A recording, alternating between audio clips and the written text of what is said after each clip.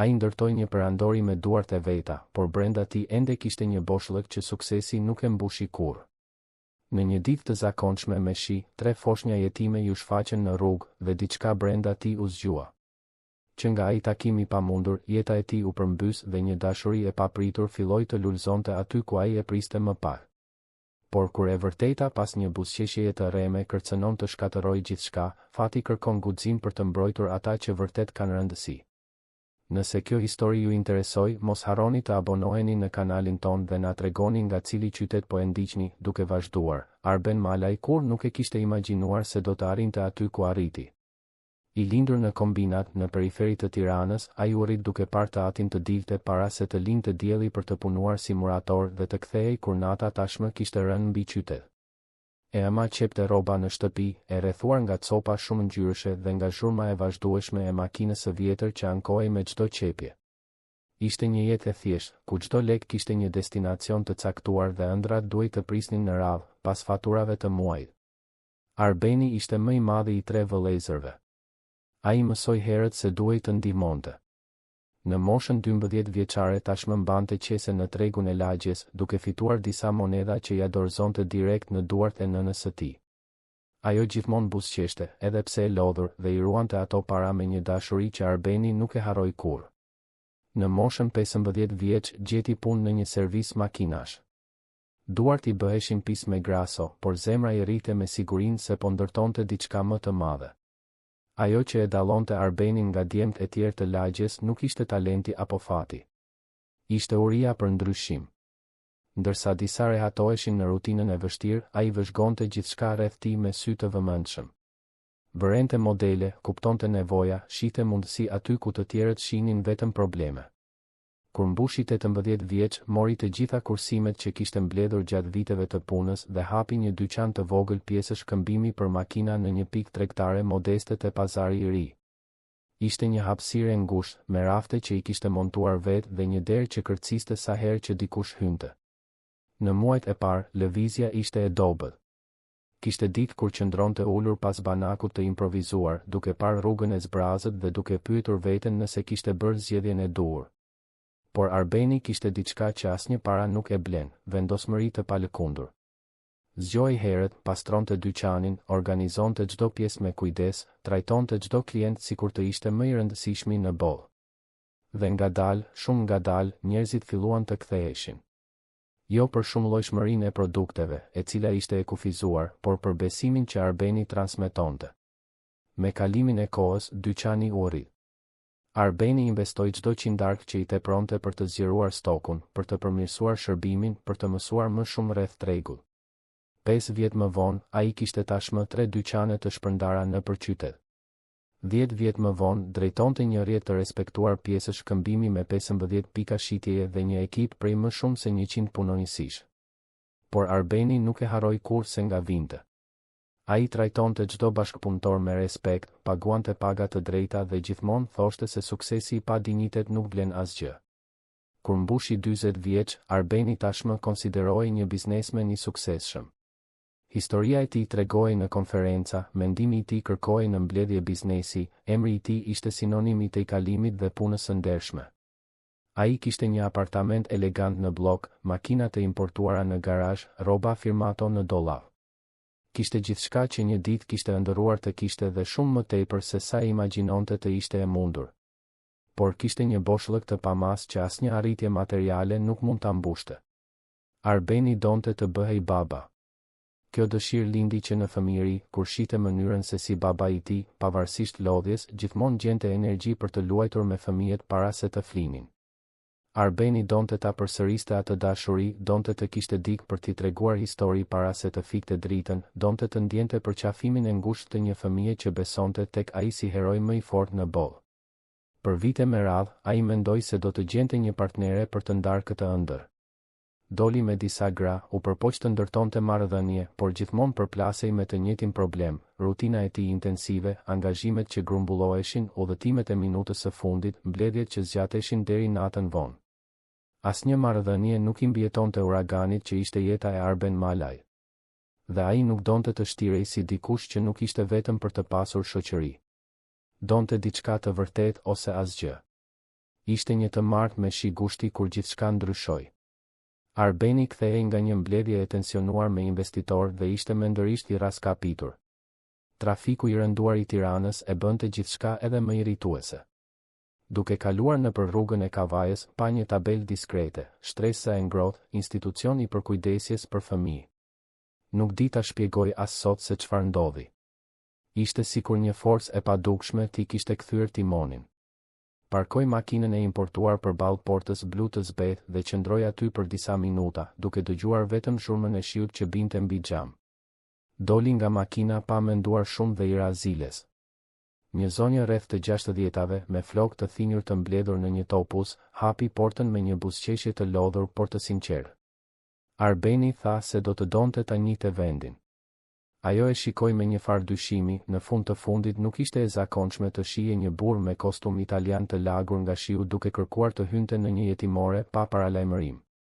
Por diçka në shikimin e Arbenit duhet të ketë transmetuar sinqeritet, sepse ajo hapi portën dhe e ftoi të hynte. Vendi ishte I thjesht por I pastër. Mure të lyera me ngjyra të gjalla, vizatime fëmijësh të ngjitura me skoç, lodra të organizuara në kuti kartoni. Mbante erë sapun rrobash dhe ushqim shtëpie. Kishte fëmijë që luanin në një dhomë të madhe, disa vraponin, të tjerë vizatonin në dysheme, të gjithë me atë energji unike që vetëm fëmijëria e ka. Arbeni ndjeu një shtrëngim në gjoks. Sa histori të vështira banonin aty? Sa ëndra ishin ruajtur në ato zemra të vogla. Zonja, e cila u prezantua si zonja Mimoza, drejtoresha e institucionit, I ofroi kafe dhe filloi të tregonte për punën. Që bënin? Shpjegoi vështirësitë, mungesën e burimeve, dashurinë e pamas që kishin për fëmijët. Arbeni dëgjonte me vëmendje, por mendja e tij ishte diku tjetër. Po mendonte për boshllëkun e shtëpisë së tij të madhe, për dhomat që nuk ishin përdorur kurrë, për vetmin që e shoqëronte edhe pse I rrethuar nga njerëz. Atëherë dëgjuan një të qarë që vinte nga korridori. Zonja Mimoza kërkoi ndjes dhe u largua për një çast. Arbeni e ndoqi instinktivisht. Arritën në një dhomë më të vogël, më të rezervuar, ku kishte 3 krevate foshnjash krah për krah. Dhe brenda tyre, 3 foshnja identike qanin me atë intensitet të dëshpëruar të porsalindurve. 3 vajza, të mbështjella me batanie roz tashmë pak të zbehura, me fytyra të kuqe dhe grushte të shtrënguara. Zonja Mimoza mori njërin prej tyre në krah dhe filloi ta përkunte. Arbeni qëndroi I palvizur në derë, I hipnotizuar nga skena. Pyeti për foshnjat dhe dëgjoi një histori që ja theu zemrën në mes. Trinjaket kishin mbërritur në institucion vetëm 2 ditë më parë. Nëna ishte një ere 22 vjeçare, pa familje, pa burime, e cila nuk I rezistoi komplikacioneve të lindjes. I kishte lënë vajzat vetëm në botë para se të mund t'i shikonte në sy. Arbeni ndjeu lotët t'i digjnin syt. Nuk ishte njeri që qante, por në atë moment nuk mundi t'i mbante. Kërkoi të merrte njërin nga foshnjat. Zonja Mimoza hezitoi për një sekond, por ja dha vajzën e vogël në krah. Ajo ishte aq e vogël, aq e brisht, aq krejtësisht e pambrojtur. Arbeni shikoi atë fytyrë të vogël dhe ndjeu diçka që nuk e kishte ndjer kurrë më parë, një lidhje të menjëhershme, një thirrje që vinte nga thellësia e shpirtit të tij. Shikoi 2 të tjerat në krevate dhe një siguri absolute e pushtoi. Nuk do të mund të largohej nga aty dhe t'i linte ato vajza pas. Nuk do të mund të shtirej sikur nuk I kishte parë, sikur nuk e kishte ndjer atë shtrëngim në gjoks, sikur nuk e kishte dëgjuar thirrjen e heshtur të fatit. Pyeti zonjën Mimoza për procesin e birësimit. Ajo shpjegoi se ishte I gjatë, burokratik, plot me hapa. Arbeni tha se nuk I bëhej vonë. Tha se do të bënte gjithçka që ishte e nevojshme. Tha se ato 3 vajza do të ishin bijat e tij. Zonja Mimoza u habit, por edhe u emocionua. Shpjegoi se birësimet e trinjakëve ishin shumë të rralla sepse njerëzit kishin frikë se nuk do t'ia dilnin mban. Arbeni e shikoi me një vendosmëri që zonja e njohu menjëherë.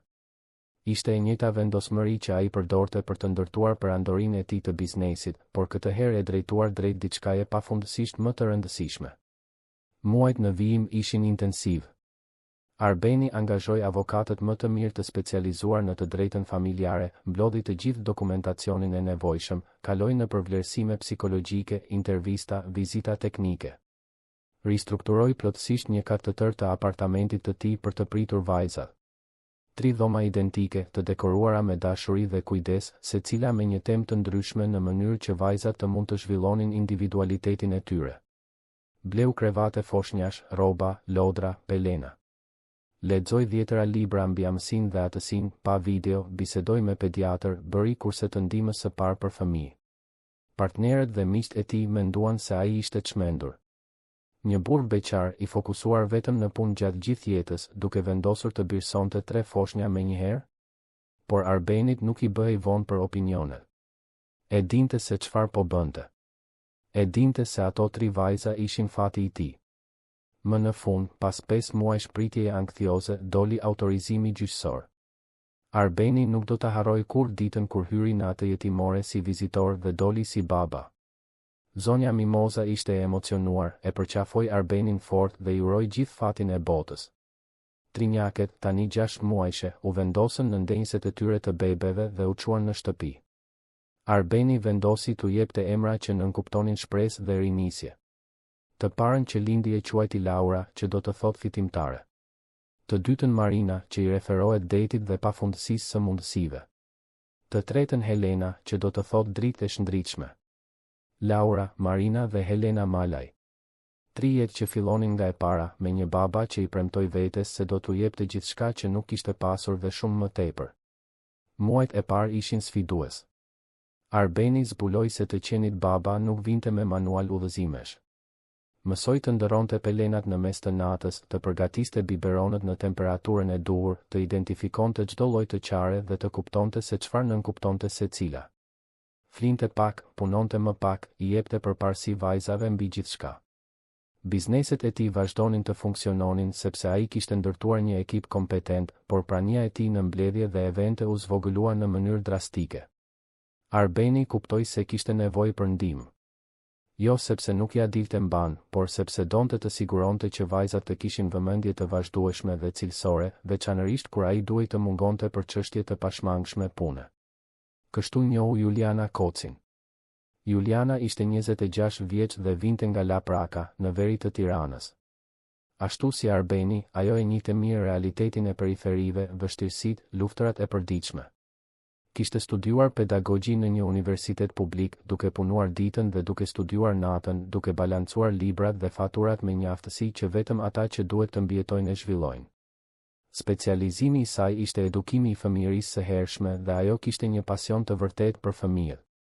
Cvja e saj ishte e patëmet, referencat e saj flisnin për një profesioniste të përkushtuar dhe të dashur. Por ajo që e pushtoi Arbenin nuk ishte cvja. Ishte mënyra se si Juliana i shikoi trinjaket në intervistën e parë. Ajo ul deri në lartësinë e krevateve, buzëqeshi me një ëmbëlsi natyrale dhe u foli atyre sikur të ishin persona të plot, jo vetëm foshnja. Laura zgjati dorën e vogël dhe kapi gishtin e Julianës. Ishte dashuri me shikim të parë, nga ato të menjëhershmet dhe të vërtetat. Arbeni e punsoi Julianën në të njëjtën ditë. I shpjegoi se ajo nuk do të ishte thjesht një dado apo punonjëse.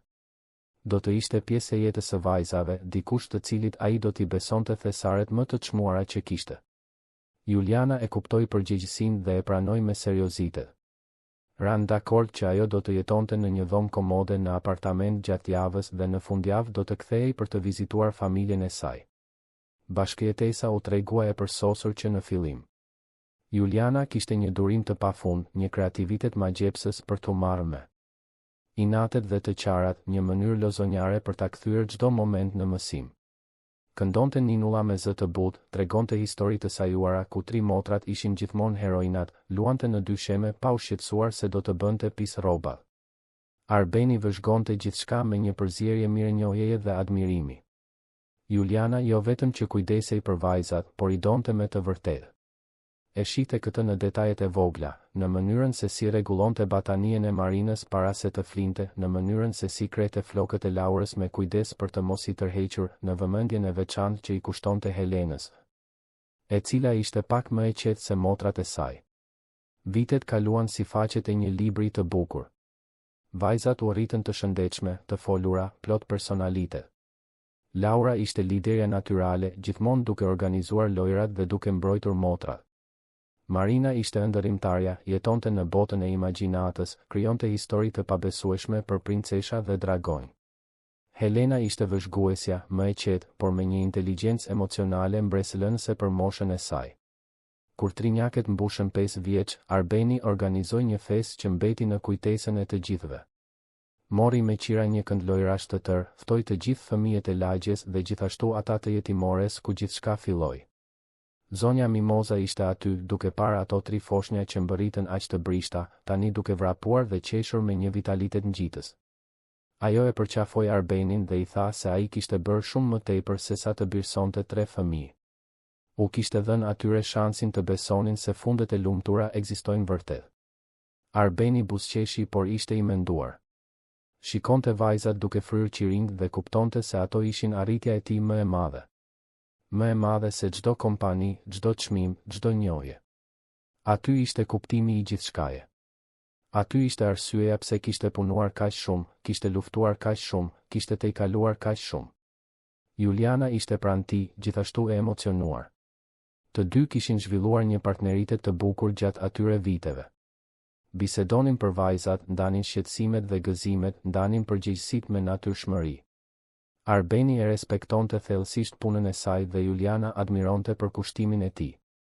Ishte një marrëdhënie profesionale por edhe një miqësi e sinqertë, e ndërtuar mbi bazën e besimit dhe qëllimit të përbashkët për t'i bërë ato 3 vajza të lumtura. Ishte në këtë kohë që Arbeni filloi të merrte pjesë përsëri në evente biznesi më të sofistikuara. Bizneset e tij ishin në zgjerim dhe ai duhej të mbante disa marrëdhënie të rëndësishme. Ishte në një nga këto evente, një darkë bamirësie në Hotel Rogner, ku ai njohu Valbona Lekën. Valbona ishte gjithçka që tërhiqte vëmendjen. E gjatë, elegante, e veshur me rroba firmato që dukeshin sikur ishin dizajnuar posaçërisht për trupin e saj. Flokë bjond të krejur në mënyrë perfekte që binin mbi supe, grimi patëmet, bizhuteri diskrete por të shtrenjta. Flitej me një zë melodios, qeshte në momentin e duhur, kishte komente inteligjente për artin, politikën dhe biznesin. Dukej sikur kishte dalë nga një kopertinë reviste. Ajo ju afrua Arbenit gjatë koktejlit dhe nisi një bisedë të rastësishme për punën sociale që ai bënte përmes kompanisë së tij. Tregoi interes të sinqert, ose të paktën kështu u duk, për historinë e tij. Arbeni, i cili kishte vite pa u interesuar romantikisht për askënd, ndjeu diçka ndryshe. Valbona ishte e sofistikuar, e artikuluar, kishte një prani magnetike. Dhe, më e rëndësishmja, ajo tregoi interes për të njohur vajzat, gjë që për Arbenin ishte thelbësore. Të dy filluan të shiheshin më shpesh. Darka, evente, biseda të gjata për jetën dhe planet e ardhshme. Valbona gjithmonë kishte fjalë të ëmbla, gjithmonë tregonte mirëkuptim, gjithmonë dukej personi i përsosur. Arbeni, i cili kishte ndërtuar një perandori duke përdorur intuitën dhe perceptimin e mbretët në biznes, në një farë mënyre nuk arrinte t'i zbatonte këto aftësi në jetën e tij dashurore. Ishte i magjepsur, madje i dashuruar, me gruan që dukej se ishte pikërisht ajo që ai kërkonte. Por jo gjithçka që shkëlqen është flori.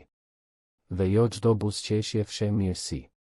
Valbona kishte një anë që Arbeni ende nuk e njihte. Një anë që ajo e fshite shumë mirë kur ishte nën projektor ose në praninë e tij. Valbona nuk e donte Arbenin. Valbona donte atë që Arbeni përfaqësonte, pushtet, para, status, akses në qarqet më të larta të shoqërisë tiranase. Për të, biznesmeni ishte një shkallë e përsosur për të arritur aty ku gjithmonë kishte dashur të ishte. Dhe 3 vajzat? E po, për Valbonën, Laura, Marina dhe Helena ishin thjesht pengesa në rrugë. 3 bezdi të vogla që do të duhej të toleroheshin derisa ajo të konsolidonte pozicionin e saj dhe të mund ta formsonte atë familje sipas mënyrës së saj. Por këtë Arbeni ende nuk e dinte. Ende jetonte iluzionin se kishte gjetur, më në fund, gruan me të cilën do të ndërtonte kapitullin tjetër të jetës së tij. Shenjat e para filluan aq delikate sa nuk mund të vëreheshin. Një padurim i maskuar, një koment therrës i shndërruar në shaka, një shikim përçmues i zëvendësuar shpejt me një buzëqeshje. Juliana ishte e para që e vuri re. Një grua nga periferia nuk mbijeton pa zhvilluar një perceptim të mbret për karakterin. Ajo shihte se Valbona i trajtonte vajzat me një ftohtësi mekanike, vetëm duke përmbushur rolin kur Arbeni ishte i pranishëm. Shihte gjithashtu se si Valbona i trajtonte punonjësit e shtëpisë me një arrogancë të fshehur që i bënte të gjithë të ndiheshin në siklet. por sa herë që Juliana përpiqej me delikatesë të ndante shqetësimet e saj me Arbenin, Valbona ishte një hap përpara. Ajo krijonte narrativa bindëse, përmbyste situatat, e bënte Arbenin të dyshonte në perceptimet e tij. Thonte se Juliana ishte xheloze, se ishte e natyrshme që një punonjëse të ndihej e kërcënuar nga prania e një figure të re femërore në shtëpi, se gjithçka ishte thjesht një keqkuptim. Arbeni, pa përvojë në marrëdhënie dhe i verbuar nga ajo që mendonte se ishte dashuri, i besonte Valbonës. Në fund të fundit, ajo ishte e dashur me të, tregonte interes për jetën e tij, thoshte gjëra të bukura për dëshirën për të ndërtuar një familje. Si mund të ishte personi i tmerrshëm që Juliana përpiqej të sugjeronte? Ai i hidhte poshtë paralajmërimet si egzagerim dhe vazhdonte përpara, gjithnjë e më afër Valbonës. Dhe kështu, pa e kuptuar, Arbeni po ecte drejt një zbulimi që do të ndryshonte gjithçka. Një e vërtetë që fshihej pas buzëqeshjeve të llogaritura dhe fjalëve të ëmbla. Një realitet që ai do ta shihte vetëm kur nuk do të kishte më mundësi ta injoronte. Trinjaket, ndërkohë, bëheshin gjithnjë e më të heshtura. Shkëlqimi në sytë e tyre zvogëlohej pak nga pak çdo ditë. Ato nuk dinin ta emërtonin atë që ndjenin, por e dinin se diçka nuk shkonte. Ajo grua që babi sillte në shtëpi nuk i shikonte me dashuri. Nuk luante me të vërtetë. Nuk i kushtonte vëmendje kur flisnin. Dhe kishte momente kur babi nuk po shikonte, që shikimi i saj bëhej aq i ftohtë sa edhe i frikësonte. Por Arbeni ishte shumë i zënë duke planifikuar të ardhmen, duke ëndërruar për një familje të plotë, duke imagjinuar martesën e përsosur. Shumë i zënë për të parë se Makti tashmë kishte hyrë nga dera kryesore, i veshur me elegancë dhe parfum të shtrenjtë, duke buzëqeshur një buzëqeshje që kur nuk arrinte në sy. Dhe jeta vazhdonte, siç vazhdon gjithmonë, duke i çuar të gjithë drejt momentit të pashmangshëm të së vërtetës. Ati momenti kur maskat bien dhe realiteti më në fund zbulohet, pa mëshirë dhe pa kthim prapa. Marrëdhënia mes Arbenit dhe Valbonës përparonte si një tren me shpejtësi të lartë. 3 muaj pas takimit të parë, ajo tashmë kishte çelësat e apartamentit. 6 muaj më vonë, dollapi i saj zinte gjysmën e garderobës kryesore. 9 muaj më vonë, Arbeni i propozoi për martesë në një restorant të shtrenjtë me pamje nga qyteti i ndriçuar, dhe Valbona pranoi me lot që dukeshin të sinqertë, por ishin po aq të llogaritur sa çdo hap që ajo kishte bërë deri atëherë. Lajmi i fejesës u prit me gëzim nga qarqet shoqërore të Arbenit. Miqtë dhe partnerët e uronin çiftin, thoshin se ishin perfekt për njëri tjetrin, se Valbona do të ishte një nënë e mrekullueshme për vajzat. Por brenda apartamentit, realiteti ishte shumë ndryshe. Maska e Valbonës filloi të rrëshiste gjithnjë e më shumë. Laura ishte e para që verbalizoi sikletin. Një pasdite kur Arbeni kishte dalë për të zgjidhur çështje në kompani, vajza 5 vjeçare ju afrua Julianës në kuzhinë. Sytë e saj boj kafe ishin të shqetësuar dhe zëri i doli më i ulët se zakonisht. Tha se nuk i pëlqente kur teta Valbona nxehej. Juliana u ul në lartësinë e vajzës dhe e pyeti se çfarë kishte ndodhur. Laura tregoi se Valbona u kishte bërtitur sepse Marina kishte derdhur lëng frutash në tapetin e sallonit. Tha se ajo i kishte quajtur të treja të rëmujshme dhe i kishte urdhëruar të qëndronin të mbyllura në dhomë derisa të vinte babai. Julianës i vlonte gjaku por ruajti qetësinë. E përqafoi Laurën me dashuri dhe i tha se gjithçka do të shkonte mirë. Më vonë, kur Arbeni erdhi, Juliana kërkoi të bisedonin veçmas. I tregoi se çfarë kishte ndodhur, duke zgjedhur fjalët me kujdes për të mos u dukur sikur po sulmonte Valbonën. Arbeni dëgjoi me vëmendje, por shpreha e tij tregonte skepticizëm. Tha se do të fliste me Valbonën, se me siguri kishte ndonjë keqkuptim. Dhe pikërisht këtë bëri Valbona kur u përball. E transformoi historinë. Tha se vajzat kishin bërë një rëmuj të madhe me qëllim për ta testuar, se ajo thjesht u kishte kërkuar me vendosmëri të shkonin në dhomë për të menduar për atë që kishin bërë, se kur nuk kishte bërtitur apo përdorur fjalë të këqija. E plotësoi duke thënë se Juliana po përpiqej ta vinte kundër tij, se ishte e qartë që kujdestarja ndihej e kërcënuar nga prania e një gruaje tjetër në shtëpi. Arbeni, duke dashur t'i besonte gruas për të cilën ishte i dashuruar, i dha Valbonës përfitimin e dyshimit. Juliana kuptoi se duhej të ishte më strategjike. Nuk mund të bënte akuza direkte sepse Valbona gjithmonë kishte një përgjigje gati, gjithmonë e kthente lojën në favor të saj. Kështu vendosi thjesht të vëzhgonte dhe të ishte e pranishme sa më shumë të ishte e mundur kur Valbona ishte me vajzat.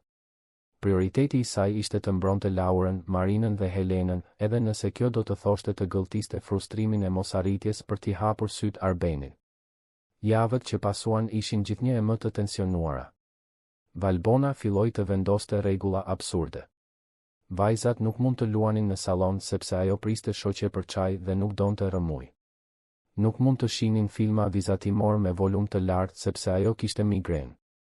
Nuk mund të vraponin nëpër korridore sepse zhurma e irritonte. Apartamenti, që më parë ishte një shtëpi plot jetë dhe të qeshura, filloi të dukej si një muze ku fëmijët nuk ishin të mirë pritur. Marina, më ndërrimtarja e të trejave, ishte ajo që vuajti më shumë.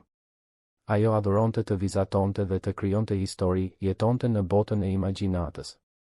Një ditë ishte në dhomë duke bërë një vizatim të veçantë për baban kur Valbona hyri pa trokitur.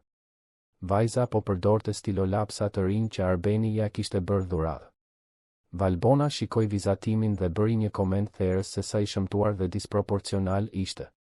Marina, vetëm 5 vjeç, i ndjeu fjalët si grushte. Syt ju mbushën me lot, por nuk qau para Valbonës.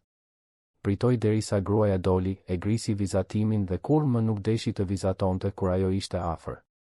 Helena, më e qeta, zhvilloi një mekanizëm mbrojtës të ndryshëm. Ajo thjesht zhdukej. Kur Valbona vinte, Helena shkonte në dhomë dhe qëndronte aty duke luajtur vetëm në heshtje. Arbeni madje i komentoi Julianës se i dukej e çuditshme që Helena ishte kaq e izoluar kohët e fundit. Juliana mori frym thellë dhe tha se ndoshta vajza kishte nevojë për më shumë vëmendje prej tij, se fëmijët e ndjejnë kur dinamika familjare ndryshon. Arbeni premtoi se do të kalonte më shumë kohë me vajzat, por premtimi gjithmonë përplasej me kërkesat e punës dhe pritshmëritë e Valbonës, e cila monopolizonte çdo moment të lirë të tij. Punonisit e apartamentit gjithashtu filluan të vuanin nga prania e Valbonës. Zonja Tefta, e cila punonte si kuzhiniere për Arbenin prej më shumë se 10 vjetësh, u poshtërua publikisht kur përgatiti një pjatë që Valbona e konsideroi të papërshtatshme. Gruaja, e cila ishte gati 60 vjeç dhe e trajtonte Arbenin si djalë, doli nga kuzhina duke qarë. Gja Qemali, shoferi i besuar që ishte me Arbenin që nga ditët e para të suksesit, u qortua ashpër sepse nuk e hapi derën e makinës mjaftueshëm shpejt që Valbona të zbriste. Juliana i shite të gjitha këto dhe ndjente një përzierje zemërimi dhe pafuqie. U përpoq edhe disa herë të tjera ta paralajmëronte Arbenin, gjithmonë me delikatesë, gjithmonë duke treguar situata specifike. Por Valbona ishte shumë e shpejtë. Gjithmonë kishte një shpjegim, gjithmonë e përmbyste narrativën, gjithmonë e bënte të dukej sikur Juliana ishte problematike, ziliqare, ajo që donte të shkaktonte përçarje. Dhe Arbeni, i verbuar nga ajo që besonte se ishte dashuri, nga premtimi një familjeje të plot, nga ideja për të pasur më në fund një partnere, i besonte Valbonës. Ajo që Arbeni nuk e shihte ishte se Valbona nuk e donte atë. Ajo donte stilin e jetesës, eventet sociale, bishuteritë që ai i dhuronte, restorantet e shtrenjta, udhëtimet ndërkombëtare, prestigjin e të qenit pranë një biznesmeni të respektuar.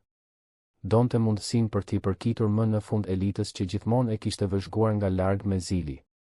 Donte pushtetin që ajo marrëdhënie i jepte. Një të martë mbrëma, Arbeni u kthye nga udhëtimi më herët se sa pritej. Ishte rreth orës 10 të natës dhe ai vendosi të mos lajmëronte, donte t'u bënte një surprizë vajzave. Hyri në apartament duke përdorur çelsin dhe dëgjoi zëra që vinin nga salloni. Ishin Valbona dhe 2 shoqet e saj, Anila dhe Elona, gratë të njëjtit lloj, elegante nga jashtë dhe të zbrasta nga brenda.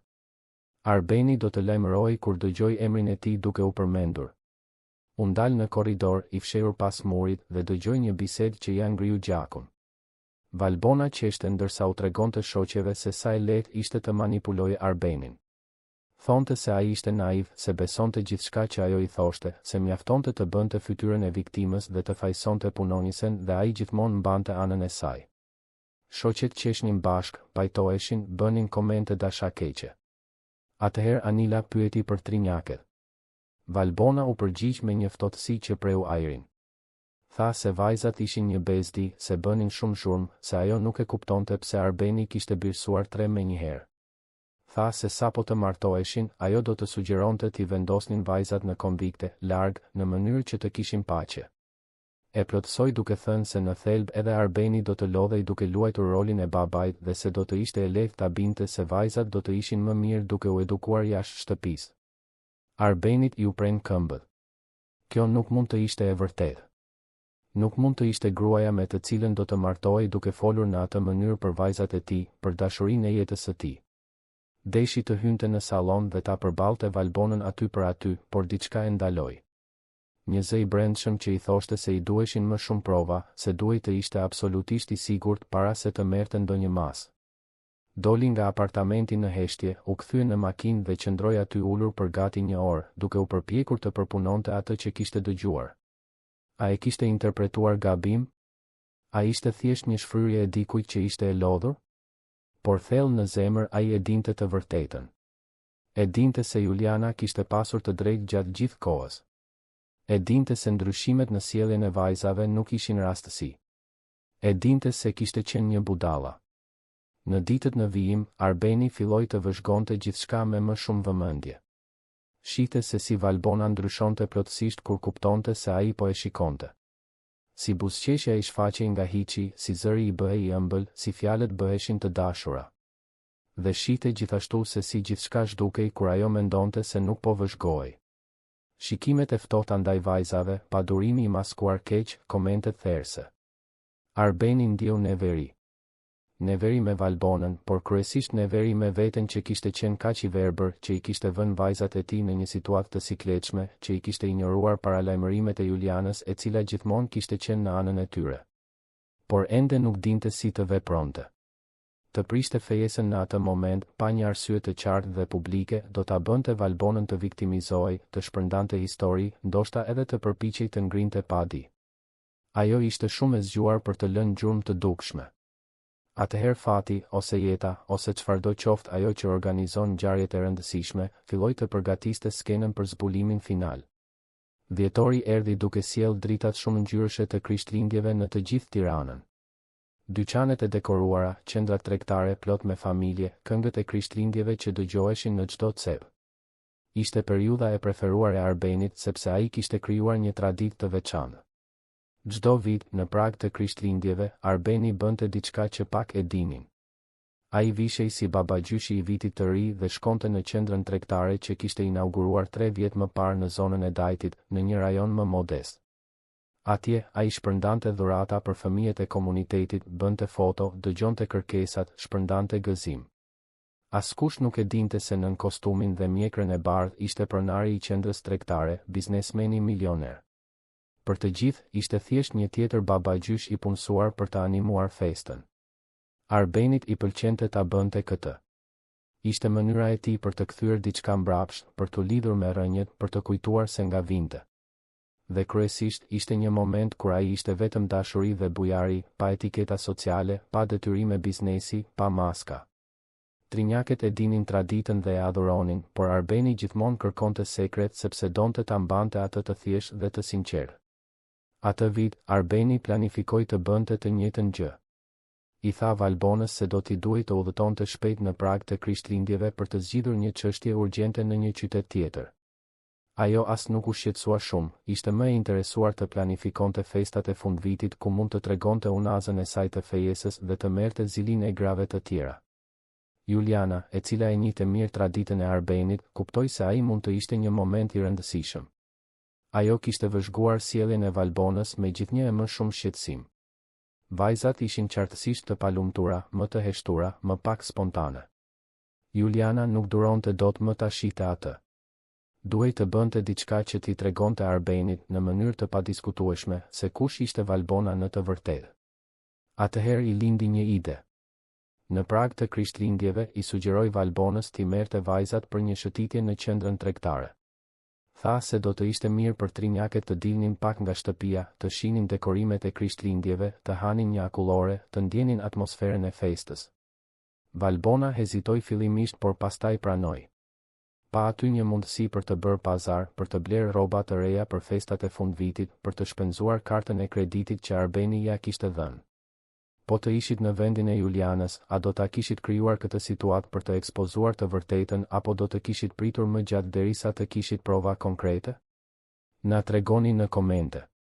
Juliana i telefonoi fshehurazi Arbenit dhe i tregoi për shëtitjen. I tha se mendonte se ishte e rëndësishme që ai të ishte afër, se kishte një parandjenje se diçka zbuluese mund të ndodhte. Arbeni e kuptoi mesazhin. Ran dakord që ai do të shkonte në qendrën tregtare siç bënte gjithmonë, i veshur si babagjyshi dhe do të ishte i vëmendshëm. Në mëngjesin e 24 dhjetorit, Valbona u zgjua në humor të mirë. Ishte e entuziazmuar me mundësinë për të shpenzuar para dhe për të blerë gjëra për vete. Vajzat gjithashtu ishin të entuziazmuara sepse shëtitja ishte gjithmonë më mirë se sa të qëndronin të mbyllura në shtëpi. Juliana i veshi të treja me rroba që kombinoheshin, u akreu flokët me dashuri dhe u tha të kalonin një ditë të bukur. Qendra tregtare ishte plot e përplot.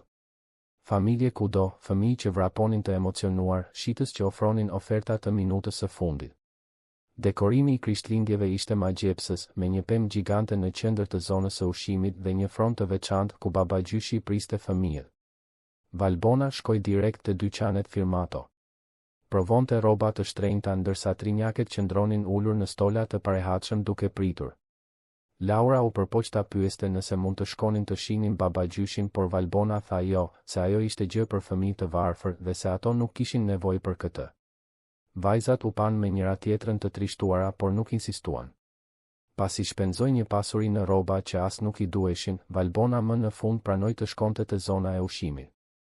U bleu akullore vajzave më shumë për t'i mbajtur të qeta se sa nga mirësia. U ul në një tavolinë dhe filloi të merrej me celularin, duke i injoruar plotësisht të treja. Arbeni ishte aty, pak metra larg, i ulur në fronin e babagjyshit. Kostumi ishte i plot, me mjekër të bardhë të vendosur mirë, syze të rrumbullakta, rroba të kuqe të gjera dhe çizme të zeza. Askush nuk do ta njihte biznesmenin e sofistikuar aty poshtë. Ai i priste fëmijët me dashuri, i pyeste se çfarë donin për dhuratë, shpërndante përqafime dhe buzëqeshje. Por sytë e tij ishin të vëmendshëm te tavolina ku Valbona dhe vajzat ishin ulur. Atëherë ndodhi incidenti që do të ndryshonte gjithçka. Marina, me natyrën e saj ndërrimtare dhe të ngathët, u ngrit nga karrigia duke mbajtur akulloren në kon. Po shikonte babagjyshin me atë shkëlqim në sy që fëmijët kanë kur shohin magjin të ndodhë. Nuk e pa çantën që dikush e kishte lënë në tokë. U pengua, humbi ekuilibrin dhe akulloria i fluturoi nga dora. Akulloria ra në dyshemen e shndritshme prej porcelanit të qendrës tregtare, duke lënë një njoll roz luleshtrydheje pikërisht në mes të korridorit. Marina shikoi atë dhe syt ju mbushën menjëherë me lodh. Jo për shkak të akullores së humbur, por për atë që e dinte se do të vinte më pas. Dhe erdhi. Valbona u ngrit nga tavolina sikur ta kishte zënë rryma. Fytyra i u bë e kuqe nga zemërimi. Shikoi përreth dhe pa njerëz që po shikonin skenën. Ndjeu turp, atë turp idiotik të atyre që shqetësohen më shumë për paraqitjen se sa për ndjenjat. Dhe i gjithë zemërimi, i gjithë frustrimi, i gjithë përçmimi që ajo ndjente për vajzat dhe që e kishte shtypur kur kishte dëshmitar, më në fund shpërtheu. Ajo e kapi Marinën për krahu me forcë, duke bërë që vajza të lëshonte një klithmë dhimbjeje. Pastaj, me një zë mjaft të lartë që të gjithë përreth ta dëgjonin, urdhëroi që të treja vajzat ta pastronin akulloren nga dyshemeja duke përdorur rrobat e tyre. Tha se ishin të rëmujshme, të padobishme, se nuk shërbenin për asgjë, se gjithmonë e turpëronin. Laura dhe Helena vrapuan pranë motrës së tyre, të frikësuara. Marina tani qante me dënesë, jo vetëm për fjalët, por edhe për dhimbjen në krah që Valbona ja kishte shtrënguar me aq forcë. Disa njerëz u ndalën për të vëzhguar skenën, të shokuar nga trajtimi.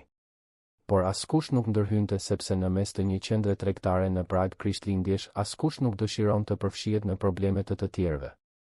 Juliana, e cila kishte qëndruar disa metra prapa me qëllim, pa gjithçka dhe vrapoi. U fut mes Valbonës dhe vajzave, duke i mbrojtur të treja me trupin e saj. Tha me vendosmëri se nuk do ta lejonte të ndodhte, se vajzat nuk kishin faj për asgjë, se ishte një aksident. Valbona, tashmë pa kontroll, ju hodh Julianës.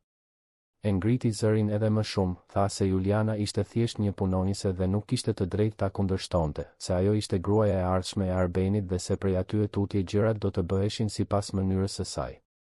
Dhe ishte pikërisht në atë moment, me Valbonën që bërtiste, me vajzat që qanin, me Julianën që i mbronte të treja si një luanesh që mbron këlyshët e saj, që Arbeni dëshmoi gjithçka. Ai ishte ngritur nga froni sapo pa akulloren të binte. Kishte ecur disa hapa në drejtim të tyre, por u ndal kur pa se si situata po zhvillohej. Qëndroi aty, pak metra larg, i fshehur pas kostumit të babagjyshit, duke parë me sytë e tij fytyrën e vërtet të gruas me të cilën pothuajse ishte martuar. Pa dhunën në gjestin e Valbonës kur kapi Marinën. Pa mizorinë në fjalët që ajo përdorte.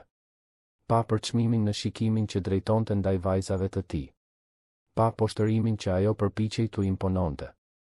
Dhe pa gjithashtu guximin e Julianës, e cila edhe pse ishte vetëm kujdestarja, edhe pse rrezikonte të humbiste punën, u vu përpara për të mbrojtur vajzat. Zemra e Arbenit rrite aq fort sa mund ta dëgjonte në vesh. Zemërimi që ndjeu në atë çast ishte më i madh se çdo zemërim që kishte ndjerë ndonjëherë në jetë. Deshi ta hiqte kostumin aty për aty, deshi të bërtiste, deshi ta dëbonte Valbonën nga ajo qendër tregtare dhe nga jeta e tyre për gjithmonë. Por u përmbaj. Sepse kuptoi se ai moment duhej të dëshmohej nga më shumë njerëz, duhej të ishte i pamohueshëm, duhej të ishte përfundimtar. Arbeni eci deri aty ku ishin ato. Ende i veshur si babagjyshi, ende me mjekrën që i mbulonte fytyrën. U ul në lartësinë e vajzave dhe tha me zë të butë se gjithçka ishte në rregull, se ishte vetëm një aksident, se akulloria bliej tjetër, por dashuria e fëmijëve ishte dhurata më e rëndësishme në botë.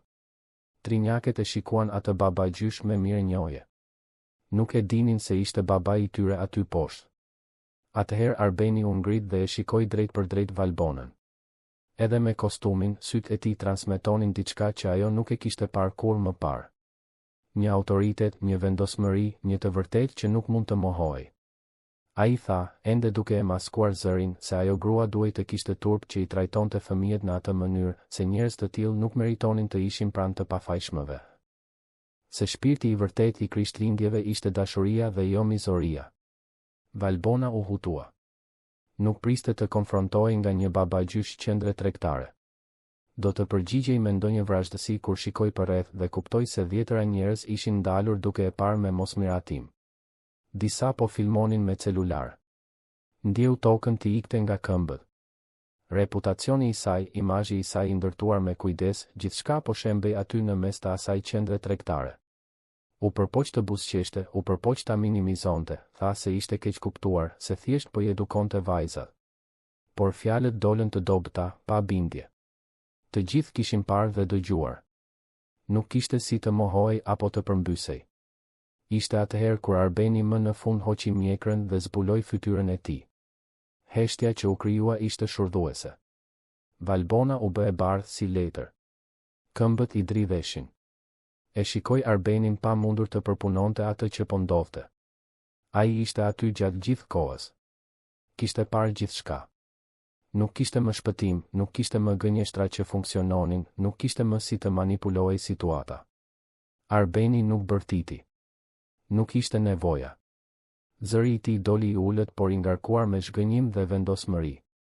Tha se fejesa ishte prishur, se ajo duhej t'i hiqte gjërat e saj nga apartamenti deri në fund të ditës, se kurrë më nuk donte ta shihte pranë vajzave të tij. Tha se kishte qenë një budalla që nuk i kishte besuar Julianës, që nuk i kishte parë shenjat, që i kishte vënë vajzat e tij në një situatë kaq të vështirë. Dhe kërkoi falje, aty për aty, para të gjithëve, për të treja vajzat dhe për Julianën. Valbona u përpoq të argumentonte, u përpoq të shpjegojë, u përpoq ta përmbyste edhe një herë. Por Arbeni nuk i la hapësirë. Thiri rojet e sigurisë së qendrës tregtare dhe u kërkoi ta shoqëronin deri në parking. Ajo doli nga aty e poshtëruar, e shkatëruar, duke parë të gjithë planin e saj të shembej para dhjetëra dëshmitarëve. Arbeni pastaj u ul përsëri dhe i përqafoi të treja vajzat me gjithë forcën që kishte. Kërkoi falje që nuk i kishte mbrojtur më parë, që kishte qenë i verbër, që e kishte lënë atë grua t'i lëndonte. Laura, Marina dhe Helena e përqafuan përsëri, duke qarë, por tani ishin lot lehtësimi. Babi ishte kthyer. Babi kishte parë të vërtetën. Babi i kishte zgjedhur ato. Juliana ishte aty pranë, gjithashtu e emocionuar. Arbeni u ngrit dhe e përqafoi edhe atë, duke e falendëruar që nuk hoqi dorë kurrë nga vajzat, që ishte mbrojtja që ato kishin nevojë kur ai dështoi. I tha se ajo ishte shumë më tepër se një kujdestare, se ajo ishte familje. E gjithë qendra tregtare dukej se ishte ndalur për të parë atë skenë. Disa njerëz duartrokitën. Të tjerë qanin bashkë me ta. Ishte prag Krishtlindjesh dhe aty, në mes të asaj zone ushqimi, një familje ishte ribashkuar. Jo në formën e përsosur që Arbeni e kishte imagjinuar, por në formën e vërtet që jeta ofron kur më në fund hapim sy. Ditët që pasuan atë 24 dhjetor ishin të shërimit dhe rindërtimit. Arbeni mori 2 javë pushim nga puna, diçka që nuk e kishte bërë kur që kur hapi dyqanin e tij të parë. Deleloi gjithçka te menaxherët e tij të besuar dhe vendosi që ato javë do t'u kushtoheshin tërësisht vajzave. Duhej të rikuperonte kohën e humbur, duhej t'u tregonte atyre se ishin prioriteti absolut i jetës së tij. Gjëja e parë që bëri ishte të ulej me Laurën, Marinën dhe Helenën dhe të bënte një bisedë të sinqertë. Shpjegoi në gjuhën që fëmijët 5 vjeçar mund ta kuptojnë se kishte bërë një gabim të madh. Tha se teta Valbona nuk ishte një person i mirë dhe se ai nuk e kishte kuptuar këtë në kohë. Kërkoi falje që nuk u kishte besuar kur ato tregonin siklet, që nuk u kishte vënë veshin shenjave që ishin aq të qarta. Vajzat, me atë aftësi faljeje që vetëm fëmijët e kanë, thanë se gjithçka ishte në rregull, se babi do të ishte gjithmonë babi më i mirë në botë. Arbeni bisedoi gjatë edhe me Julianën. Këtë herë nuk kishte nxitim, nuk kishte ndërprerje, nuk kishte shpërqendrime. U ulën në divanin e sallonit ndërsa vajzat luanin në dhomë, dhe ai më në fund dëgjoi gjithçka që Juliana ishte përpjekur t'i thoshte gjatë atyre muajve të vështirë. Çdo vëzhgim që ajo kishte bërë, çdo paralajmërim që kishte dhënë, çdo shqetësim që kishte ndarë. Arbeni dëgjoi me vëmendje, me turp për veten, me mirënjohje të pamas që kishte pranë tyre dik kaq sinqerisht të shqetësuar për mirëqenien e trinjakëve. I kërkoi falje edhe Julianës. Tha se kishte qenë arrogant duke menduar se e njihte Valbonën më mirë se ajo, se kishte qenë i padrejtë duke i hedhur poshtë shqetësimet e saj, se kishte vënë dëshirën e tij për të pasur një familje të plotë mbi sigurinë emocionale të vajzave. Juliana, me atë qetësi që gjithmonë kishte, tha se e kuptonte. Tha se dashuria ndonjëherë na verbon, se nuk mbante mëri, se e rëndësishme ishte që tani gjithçka ishte mirë. Por diçka kishte ndryshuar mes tyre. Një lidhje që gjithmonë kishte ekzistuar, por që asnjëri prej tyre nuk e kishte emërtuar, filloi të bëhej më e dukshme. Ishte në shikimet që kryqëzoheshin kur vajzat bënin diçka qesharake, në mënyrën se si Arbeni filloi të pyeste mendimin e Julianës për absolutisht gjithçka lidhur me trinjaket, në mënyrën se si ajo buzëqeshte kur ai vinte në shtëpi. Kishte një bashkëpunim aty që shkonte përtej profesionit, një partneritet që bëhej çdo ditë e më i ngjashëm me diçka më të madhe. Vajzat ishin të parat që e kuptuan. Laura, gjithmonë vëzhguese, komentoi një ditë se babi bëhej i lumtur kur Juju ishte afër. Marina, ndërrimtare si gjithmonë, tha se ata dukeshin si princi dhe princesha e përrallave. Helena, më e rezervuar, thjesht buzëqeshi dhe tha se i pëlqente kur të gjithë ishin bashkë. Pafajësia e fëmijëve ndonjëherë sheh të vërteta që të rriturit vonohen t'i pranojnë. Arbeni filloi të vinte re gjëra që nuk i kishte vënë re kur më parë. Mënyrën se si Juliana këndonte ndërsa përgatiste mëngjesin, gjithmonë këngë të vjetra që këndonte nëna e saj.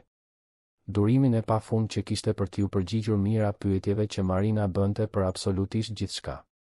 Dashurinë me të cilën krete flokët e Helenës, edhe kur vajza ankohej se po ja tërhiqte. Krenarin në fytyrën e saj kur Laura arrinte të lexonte një fjalë të re e vet. Juliana nuk ishte thjesht një punonjëse e shkëlqyer. Ajo i donte ato vajza sikur të ishin të saja. Dhe Arbeni kuptoi se e donte edhe atë. Por ndjenja e frikësonte. Në fund të fundit, sapo kishte dalë nga një marrëdhënie katastrofike ku ishte mashtruar plotësisht. Si mund t'i besonte gjykimit të tij? Si ta dinte? Nëse ajo që ndjente ishte e vërtet apo thjesht mirënjohje që ajo kishte mbrojtur vajzat, vendosi të mos vepronte me nxitim. Nuk donte të bënte të njëjtat gabime. Nuk donte ta vinte Julianën në një pozitë të sikletshme. Nuk donte të rrezikonte të humbiste dik kaq të rëndësishëm për jetën e trinjakëve. Juliana, nga ana e saj, gjithashtu luftonte me ndjenja të përziera. Gjithmonë e kishte admiruar Arbenin që nga dita e parë. Admironte historinë e tij të tejkalimit, për kushtimin e tij ndaj vajzave, bujarinë e tij me ata që punonin për të. Me kalimin e kohës, ai admirim ishte shndërruar në diçka më të thellë. Por ajo kur nuk do t'i lejonte këto ndjenja të dilnin në pa. Ishte kujdestarja e vajzave, kishte një funksion, një rol të përcaktuar. Nuk mund ta kalonte atë vijë. Përveç kësaj, vinte nga periferia, nuk kishte të njëjtin nivel social, nuk frekuentonte të njëjtat qarqe. Do të ishte qesharake të mendoje se dikush si Arben Malaj mund të interesojë për dikë si ajo me të vërtetë. Kështu të dy vazhduan në një valle të kujdesshme ndjenjash të pathëna, shikimesh që thoshin më shumë se fjalët, afërsie që rritej pa asnjëri prej tyre të kishte guximin të emërtonte atë që po ndodhte. Dhe vajzat vëzhgonin gjithçka me atë mençuri instinktive të fëmijëve, duke bërë tifo në heshtje që të rriturit të ishin më pak të komplikuar. Janari erdhi duke sjellë nxehtësi intensive dhe kthimin e rutinës. Arbeni u kthye në punë, por ndryshoi plotësisht mënyrën e tij të menaxhimit të kohës. Nuk pranonte më mbledhje pas orës 6 të pasdites. Nuk udhëtonte në fundjavë. I jepte përparësi të qenit i pranishëm në momentet e rëndësishme të vajzave, edhe nëse kjo do të thoshte të delegonte më shumë ose të humbiste disa mundësi biznesi. Kishte mësuar në mënyrën më të keqe se suksesi profesional nuk do të thot asgjë nëse humbet njerëzit që do në proces. Trinjaket u kthyen në shkollë. Ishte një institucion privat i edukimit parashkollor në zonën e liçenit, me një propozim pedagogjik lozonjar dhe mikpritës. Mësueset i adhuronin të treja dhe gjithmonë komentonin se sa të edukuara dhe të dashura ishin. Atë vit ndodhi diçka interesante. Mësuesja kërkoi që çdo fëmijë të bënte një vizatim të familjes. Laura vizatoi veten, motrat, baban dhe, pranë të gjithëve, një figurë femërore që ajo e identifikoi si Juju. Marina bëri të njëjtën gjë, duke e vendosur Julianën pikërisht në qendër të vizatimit, të rrethuar nga të gjithë. Helena, më minimaliste, bëri 4 figura të kapura për dore dhe shkroi poshtë, me shkronja të dridhura fëmijë që po mëson, familja. Kur Arbeni u thirr për një mbledhje prindërish dhe pa vizatimet e ekspozuara në muralin e klasës, ndiu një shtrëngim në zemër. Aty ishte e vërteta e thjeshtë dhe e qartë që vetëm fëmijët mund ta shprehin pa frikë. Juliana nuk ishte thjesht kujdestarja. Ishte pjesë e familjes. Vajzat e shihnin kështu. Po ai po fillonte ta shihte gjithashtu. Ishte në shkurt, gjatë karnavaleve, kur gjithçka filloi të ndryshonte përfundimisht. Arbeni nuk ishte tip që i pëlqenin festat, kur nuk kishte qenë. Por vajzat donin të shihnin grupet në rrugë, donin të ndjenin gëzimin e qytetit të zbukuruar dhe duke kërcyer. Juliana sugjeroi të shkonin së bashku në festën për fëmijë që mbahej në parkun e madh të liçenit artificial. Ishte familjare, e sigurt, argëtuese. Arbeni pranoi. Shkuan të pestë, të veshur me rroba shumë ngjyrëshe dhe komode. Vajzat mbanin rrath me xixa dhe piktura në fytyrë të bëra nga Juliana. Arbeni mbante një çantë shpine me ujë, ushqime dhe krem dielli. Dukeshin si një familje e zakonshme në mes të mira familjeve të tjera të zakonshme. Dhe ishte pikërisht kjo që Arbeni donte më shumë në atë moment, të ishte i zakonshëm, të ishte normal, të ishte thjesht një baba që shijonte një shëtitje me vajzat e tij dhe me gruan që po fillonte ta donte. Pasditja ishte e përsosur. Vajzat kërcyen, vallëzuan, qeshën derisa nuk mbanin dot më. Arbeni bëri qindra foto. Juliana këndoi bashkë me këngët, u mësoi hapa vallëzimi trinjakëve, bleu pambuk sheqeri dhe akullore për të gjithë. Në një moment të caktuar, filloi të luajë një këngë më ritmike dhe Laura e tërhoqi baban për të kërcyer. Marina dhe Helena bën të njëjtën gjë me Julianën. Dhe në mes të kërcimit, Arbeni dhe Juliana u pan. Ishte një nga ato momente që duken sikur ndodhin me lëvizje të ngadaltë. Bota përreth u zhduk në sfond, zhurma u zvogëlua, ekzistonin vetëm ato dy shikime që takoheshin dhe thoshin gjithçka që fjalët nuk kishin guxim të shprehnin. Marina, duke e kuptuar momentin, bërtiti me zë të lartë, shikoni babin dhe Jujun që po dalin bashkë. Njerëzit përreth qeshën duke e marrë si shaka. Arbeni dhe Juliana u larguan automatikisht, të dy të skuqur, të dy duke qeshur në siklet, të dy duke dëshiruar fshehurazi që Marina të kishte të drejtë. Helena dhe Laura mbështetën motrën, duke thënë se do të ishte shumë bukur nëse do të ishte e vërtetë, se ata dukeshin bukur bashkë. Pafajësia e fëmijëve kishte vënë në fjalë atë që të dy po shmangnin ta pranonin. Në rrugën e kthimit për në shtëpi, me vajzat që flinin në sediljen e pasme të makinës të lodhura nga festa, Arbeni dhe Juliana biseduan për herë të parë për elefantin në dhomë.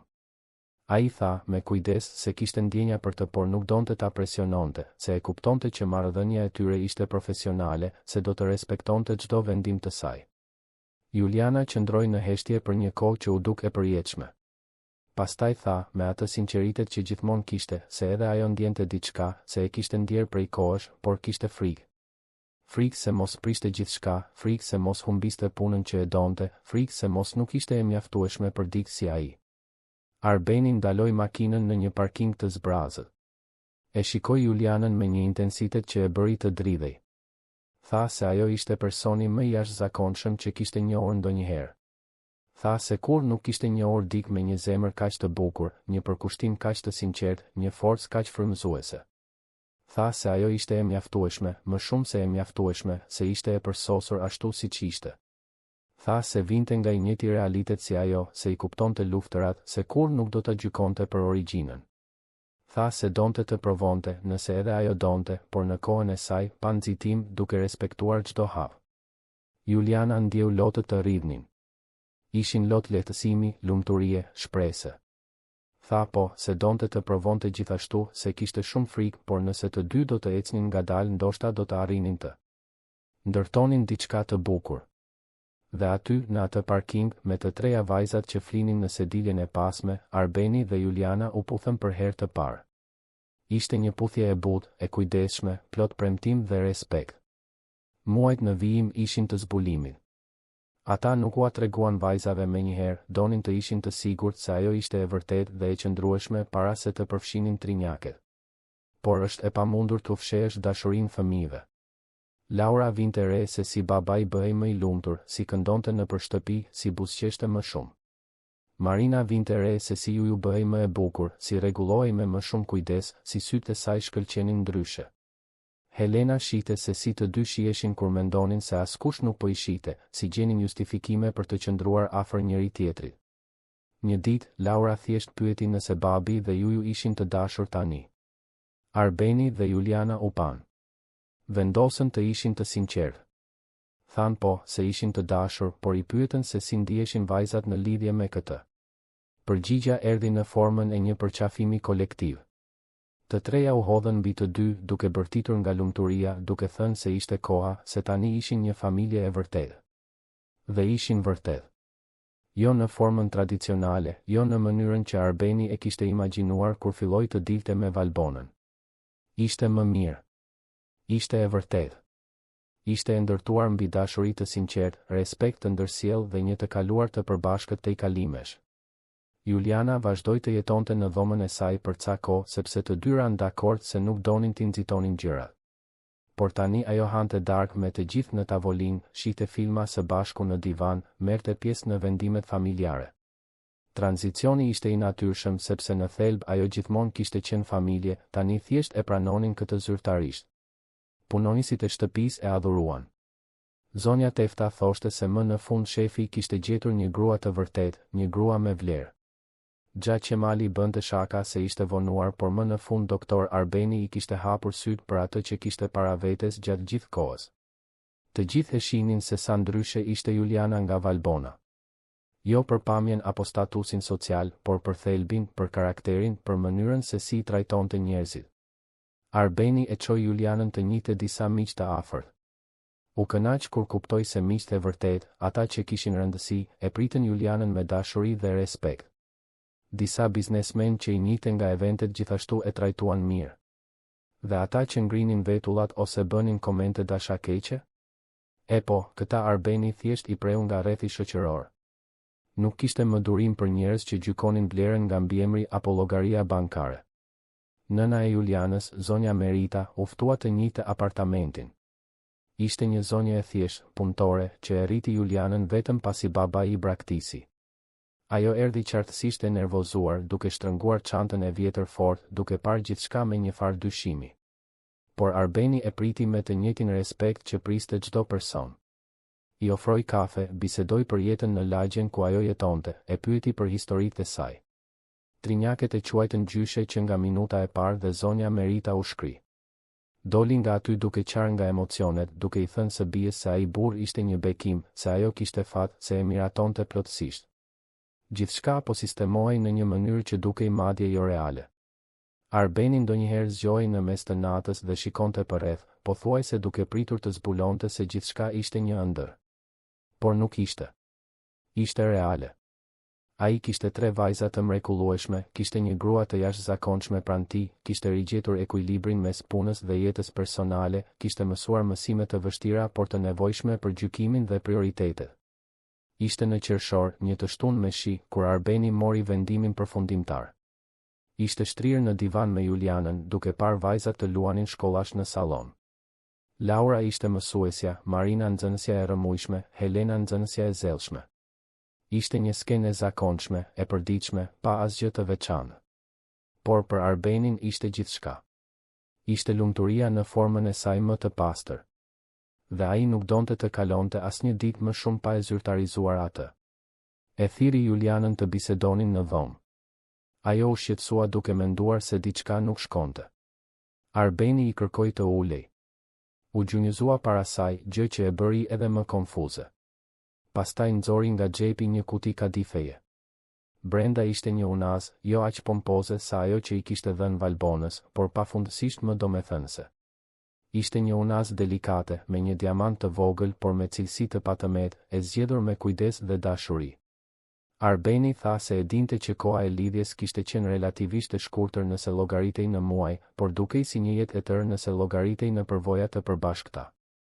Tha se ajo tashmë ishte familje, tashmë ishte nëna e vajzave në zemër, tashmë ishte personi më i rëndësishëm i jetës së tij. Tha se nuk donte të priste më, se ishte i sigurt, se donte të kalonte pjesën tjetër të jetës pranë saj. E pyeti nëse pranonte të martohej me të. Juliana nuk mundi të përgjigjej menjëherë. Qante me dënes, duart i dridheshin, zemra i rrite aq fort sa mund ta dëgjonte. Kishte ëndërruar për këtë moment për muaj me radhë, por kur nuk e kishte imagjinuar se do të ndodhte vërtet. Më në fund arriti të fliste, një po e emocionuar dhe e përsëritur disa herë mes lotëve. Arbeni i vuri unazën në gisht dhe e puthi me gjithë dashurinë që ndjente. Qëndruan të përqafuar për minuta, duke qarë së bashku, duke qeshur së bashku, duke falënderuar fatin që i kishte bashkuar në atë mënyrë. Pastaj dëgjuan zhurmë në derë. Të treja vajzat ishin aty, duke përgjuar, me buzëqeshje të mëdha në fytyrë. Kishin parë gjithçka. Arbeni dhe Juliana qeshën dhe i thirrën të treja të merrnin pjesë në përqafimin kolektiv. Ishte një nga momentet më të bukura që ndonjëri prej tyre kishte jetuar ndonjëherë. Dasma u caktua për në dhjetor, në prag të Krishtlindjeve. Jo rastësisht. Arbeni donte të ishte në atë datë sepse ishte atëherë kur e vërteta doli në dritë, kur ai më në fund pa se kush kishte rëndësi vërtet, kur jeta i vuri të gjitha gjërat në vendin e duhur. Do të ishte një mënyrë për të festuar jo vetëm bashkimin e tyre, por edhe rilindjen e familjes. Përgatitjet u bën me gëzim dhe pjesëmarrjen e të gjithëve. Vajzat zgjodhen fustanet e tyre, të gjitha të ndryshme por që kombinoheshin. Arbeni hoqi dorë nga nevoja për një festë gjigante. Donte diçka intime, vetëm me njerëz që kishin rëndësi vërtet. Juliana pajtohej. Nuk. Kishin nevojë për luks për të provuar dashurinë. Dhe kështu, ndërsa viti ecte drejt fundit, ajo familje që kishte kaluar kaq shumë më në fund shite dritën në fund të tunelit. Kishin mësuar për faljen, për rinisjet, për ndryshimin mes paraqitjes dhe thelbit. Kishin zbuluar se familja nuk përcaktohet nga gjaku apo mbiemri, por nga dashuria, besnikëria dhe prania. Kishin kuptuar se ndonjëherë dhuratat më të mëdha të jetës vijnë të mbështjella në format më të thjeshta dhe të papritura. Dhe më e rëndësishmja, kishin njëri tjetrin. Dhe kjo, zbuluan, ishte gjithçka që u duhej. Muajt e fundit të vitit kaluan me një shpejtësi mbresëlënëse. Ndërsa Tirana përgatitej për festat e fundvitit, apartamenti në blok jetonte përgatitjen e tij të veçantë. Dasma ishte caktuar për datën 24 dhjetor, në orën 5 pasdite, në një kopsht të rezervuar të një hoteli butik në zonën e liçenit. Arbeni dhe Juliana kishin zgjedhur një ceremoni intime, me vetëm 50 të ftuar, të gjithë njerëz vërtet të rëndësishëm në jetën e tyre. Trinjaket ishin të përfshira në çdo detaj. Ndihmuan në zgjedhjen e luleve, provuan ëmbëlsirat e bufeut më shumë herë se sa ishte e nevojshme dhe bën çmos të jepnin mendim për gjithçka. Laura donte që të kishte flutura të vërteta që të lëshoheshin në fund të ceremonisë. Marina insistonte që muzika e hyrjes së nuses duhej të ishte nga një film princeshash. Helena, më praktike, kërkonte vetëm që të kishte shumë tortë me çokoladë. Arbeni dhe Juliana plotësonin çdo kërkesë me buzëqeshje, të lumtur që i përfshinin vajzat në gjithçka. Zonja Merita, nëna e Julianës, ishte rrezatuese. Në muajt e fundit ishte bërë një prani e vazhdueshme në jetën e familjes. Vinte çdo javë për drek, ndihmonte me vajzat kur mundej dhe zhvillonte me Arbenin një marrëdhënie respekti të ndërsjellë shumë të bukur. Ajo shitet e dhëndri jo vetëm një burr të suksesshëm, por dik me karakter, dik që e vlerësonte vajzën e saj për atë që kishte rëndësi vërtet. Dhe kjo, për zonjën Merita, ishte më e çmuar se çdo pasuri materiale. Historia e Arbenit dhe Julianës ishte përhapur në qarqet e biznesit të Tiranës. Disa bënin komente dashakeqe duke e konsideruar absurde idenë e një biznesmeni milioner që martohej me ish punonjësen që kujdesej për vajzat e tij. Por shumica, veçanërisht ata që e njihnin Arbenin vërtet, e festonin bashkimin. Shihnin aty një histori dashurie të sinqertë, të i kalimit të paragjykimeve, vlerësimit të asaj që ka rëndësi vërtet në jetë. Ajo që askush nuk e dinte ishte se dasma mbarte një simbolizëm edhe më të madh për Arbenin. Ai kishte mbajtur sekret nga të gjithë, përfshirë Julianën, një surprizë që po përgatiste. Një surprizë që lidhte të kaluarën, të tashmen dhe të ardhmen në një mënyrë emocionuese. Në javën e dasmës, Arbeni shkoi te shtresa e ngrohtë, jetimorja ku gjithçka kishte filluar. Zonja Mimoza ishte ende drejtoresh dhe e priti me atë përqafim të ngushtë të dikujt që sheh një djalë të kthehet.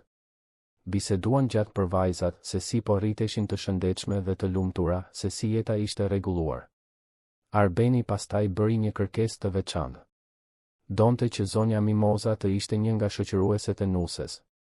Ajo, me lot në sy, pranoi menjëherë. Por kishte më shumë. Arbeni tha se donte që të gjithë fëmijët e jetimores të ftoheshin në festë. Donte që ata të uleshin në tavolina, të hanin të njëjtin bufe, të luanin në të njëjtin ambient, të ndiheshin të përfshirë. Zonja Mimoza mbeti pa fjalë. Ishte një gest bujarie i pamas, por më shumë se kaq, ishte një gest njohjeje. Arbeni nuk e harronte se nga vinin vajzat e tij, nuk kishte turp për historinë e tyre. Përkundrazi, e festonte atë origjinë si pjesë themelore të asaj që ishin. Një ditë para dasmës, shtëpia ishte në një kaos të organizuar. Parukier, grimier, luleshitës dhe dekorues hynin e dilnin. Juliana ishte dukshëm nervoze, duke kontrolluar dhe rikontrolluar çdo detaj. Vajzat vraponin nga njëra anë në tjetrën, duke provuar këpucët e reja që mezi prisnin t'i vishnin. Arbeni vëzhgonte gjithçka nga larg, me një buzëqeshje të qetë në fytyrë. Tashmë kishte kaluar kaq shumë mbledhje të tensionuara, kaq shumë negociata të vështira, kaq shumë momente presioni biznesi. Por asgjë nuk krahasohej me emocionin e pastër dhe të thjeshtë të atij momenti.